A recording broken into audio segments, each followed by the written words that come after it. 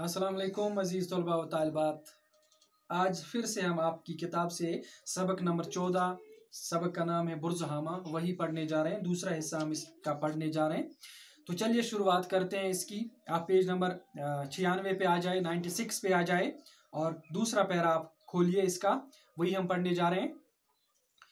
चलिए शुरुआत करते हैं। ये लोग अपने मुर्दों को शायद जलाते थे, लेकिन कुछ कब्रें भी दरियाफ्त हुई हैं जिनमें से 4 ऐसे मुर्दों की लाशों के ढांचे इस तरह मिले हैं जैसे वो सजदे की हालत में हों। इंसानी ढांचों के अलावा यहाँ हैवानों के ढांचे भी मिले हैं। माहिरीन के मुताबिक बुर्ज़हामा के कदीम बाशिंदे संग तराशी के फन में भी कुछ कुछ महारत रखते थे। ये अंदाजा उस पत्थर से होता है जो वहां तालाब में लगा हुआ है और जिसकी दोनों सतहें हमवार हैं। इसके एक तरफ हिरन के शिकार का मंजर कुंदा किया हुआ है। पत्थरों और धात के अलावा औजार दरियाफ्त हुए हैं। पत्थरों और हड्डियों की आलात, गड्ढों में गुजर बसर करना, इंसानों के साथ साथ जानवरों को भी दफना देने का रिवाज इस कबल तारीखी तहजीब की इनफरादियत है। बुर्ज़हामा के कदीम आसार में से बैज इस वक्त कोलकाता के कौमी अजायबघर में रखे गए हैं। इन आसार से कश्मीर की कदीम तरीन तहजीबी जिंदगी, लोगों के रहन सहन वगैरह का इल्म होता है। हाँ तो बच्चों, पहले हम इसको रिपीट करते हैं पहले हिस्से में, ताकि आप पटरी पे आ जाएं। तो पहले हिस्से में बच्चों हमने बुर्ज़हामा के बारे में पढ़ा कि श्रीनगर से कोई ये 20 किलोमीटर की दूरी पे नारथ की जानिब ये एक बालाई इलाका है, एक ऊंची सतह पे जो है कायम एक इलाका है, वाक़ा एक इलाका है जिसका नाम बुर्ज़हामा है। तो ये कश्मीर की हिस्ट्री में एक अहमियत रखती है। इससे एक जो हम कह सकते हैं कश्मीर की हिस्ट्री में इसे एक मकाम हासिल है।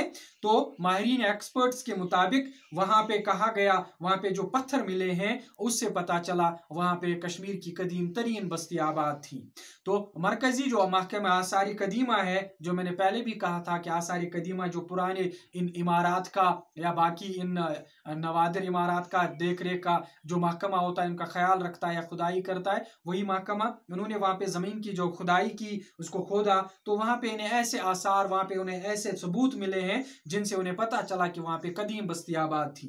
तो ये जो माहिरीन थे, इन्होंने इनके मुताबिक वहां पे ये कदीम बस्ती आबाद थी और अब तक ये कश्मीर में सबसे पुरानी बस्ती तस्वुर की जाती है, मानी जाती है। तो वहां पे जो आसार मिले, वहां पे जो सबूत मिले, वहां पे जो शवाहिद मिले, उनसे लोगों के रहने सहने का तरीका, लोगों के उठने यानी जिंदगी गुजारने का तरीका जो है, उनके मकानात के बारे में, उनकी खुराक यानी ग़िज़ा कैसी खाते थे, वो इसके बारे में पता चला। और वहां पे जो पत्थर जो है, वहां पे जो अंदाजे लगाए गए उन सबूतों की वजह से उनके ये भी पता चला कि ये पत्थर के जमाने के जो लोग थे उनसे इनकी जिंदगी मिलती जुलती है।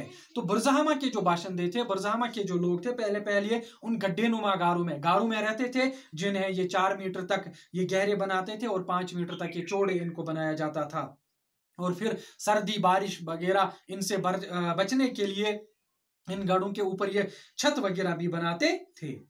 इसके अलावा ये भी हमने पढ़ा कि इन गढ़ों में राख और कोयले भी हमें मिले हैं, जिससे पता चला कि वो लोग एक तो गढ़ों को गर्म रखने के लिए चूल्हा जलाते थे, ठीक, और जो हम कह सकते हैं वहां पे चूल्हे जलाते थे ताकि सर्दियों से महफूज रह सकें। तो इसके अलावा वहां पे मिट्टी के बर्तन भी मालूम हुए, जिनसे पता चला कि ये लोग इन्हीं में खाते पीते थे। तो वहां पे हड्डियों के कुछ आलात यानी औजार भी मिले, जिनमें कुछ मछलियां पकड़ने के औजार थे, ठीक, या बाकी औजार शामिल थे। वो लोग किन चीजों का, ये मछलियों का भी शिकार करते थे, खाते थे। इसके अलावा आरियां, सुइयां, चाकू या जमीन खोदने के आलात भी वहां पे ये जो है दरियाफ्त हुई है। तो इसके बाद हमने पढ़ा कि ये लोग फिर गड्ढों से मिट्टी के बनाई हुई झोंपड़ियों में मुंतकिल हो गए, क्योंकि वहां पे कच्ची ईंटें भी दरियाफ्त हुई और कहीं कहीं पे वहां पे मिट्टी के साफ और हमवार बर्तन भी दरियाफ्त हुए।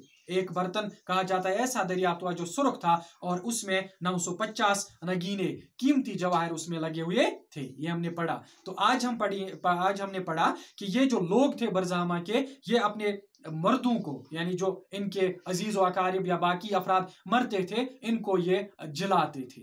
इनको ये जलाते थे। जैसे आज आप देखते हैं हिंदू बिरादरी जो हमारी है वो मर्दों को जलाया करती है, तो इसी तरह से ये लोग बरज़हामा के मर्दों को जलाते थे। मगर कहीं कहीं पे कब्रों के भी शवाहिद मिले हैं, कहीं कहीं कब्रों के भी निशानात मिले हैं, और ऐसे 4 लाशें इनमें से मिली हैं जो सजदे की हालत में दफन की गई हैं। जैसे हम सजदा करते हैं उसी हालत में इनको दफनाया गया। और वहां पे जो इंसानी ढांचे हैं, हड्डियों के ढांचे, इसके अलावा वहां पे जानवरों के हड्डियों के ढांचे भी मिले हैं। कहां पे? बरज़हामा में। तो माहिरीन जो है, एक्सपर्ट्स जो है, उनके मुताबिक उनका मानना है कि बरज़हामा के लोग संग तराशी में, यानी पत्थर को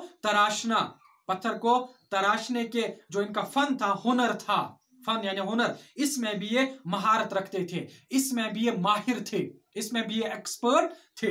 बात समझ में आ रही ना? तो ये अंदाजा इन्होंने इस बात से लगाया है कि जो वहां पे तालाब है, इसमें एक पत्थर मौजूद है, इस पत्थर की दोनों सतहें हमवार है। आमतौर पे पत्थर जो होता है वो हमवार नहीं होता है, मगर इस पत्थर की दोनों सतहें हमवार है। इससे पता चला कि उन्होंने इसको तराशा है। इसी से माहिरीन ने पता लगाया कि वो लोग पत्थर तराशने में भी महारत रखते थे।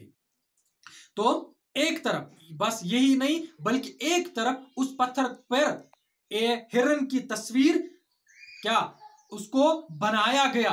उस वक्त कोई कलर वगैरह दस्तयाब तो नहीं था, बल्कि कुंदा किया गया, खरीदा गया, उसमें जो हम कह सकते हैं उसमें वो जो हम कह सकते हैं उस पत्थर में बनाई गई वो तस्वीर उस पत्थर पे हिरन की। और वहां पे इसके अलावा पत्थरों और दांत के औजारात, बाकी जो हम कह सकते हैं बाकी मेटल्स के जो हथियार हैं वो भी वहां से दरियाफ्त हुए। पत्थरों और हड्डियों के आलात के अलावा फिर गड्ढों में, यानी ये हमें बता रहा है कि ये जो तहजीब थी, ये जो उनका रहन सहन था, ये जो उनका जिंदगी गुजारने का तरीका था, ये एक मुनफरिद तरीका था। इसमें क्या क्या मिलता है? पत्थरों और हड्डियों के आलात औजार वहां पे मिले, उनका गड्ढों में जिंदगी गुजारना, फिर इंसानों और जानवरों को भी दफना देना। इससे कबल ऐसे आसारात किसी और बस्ती में नहीं मिले। तो बरज़हामा के जो ये कदीम पुराने आसार यानी पुराने निशानात मिले, इसमें से कुछ निशानात, इसमें से कुछ चीजें, इनमें से कुछ सबूत जो हैं उनको कोलकाता जो है वहां के म्यूजियम में रखा गया है। आज भी उसके अजायब खाने में, अजायब घर में रखे गए हैं, म्यूजियम में रखे गए हैं। तो इन आसार से, जो इन सबूतों से कश्मीर की कदीम तरीन बस्ती, कश्मीर के कदीम तरीन लोगों के बारे में मालूमात हासिल होती हैं, और उनकी रहन सहन, उनके जिंदगी गुजारने का तरीका, उनके जो है उठने बैठने का तरीका, सब कुछ ग़िज़ा के बारे में हमें वाकफियत हासिल होती है, जानकारी हासिल होती है। तो बच्चों, ये था बरज़हामा के मुतलिक, इसके मुतलिक थोड़ी बहुत जानकारी जो हमने पढ़ी सबक में से। तो अगले लेक्चर तक के लिए अस्सलाम वालेकुम व रहमतुल्लाह।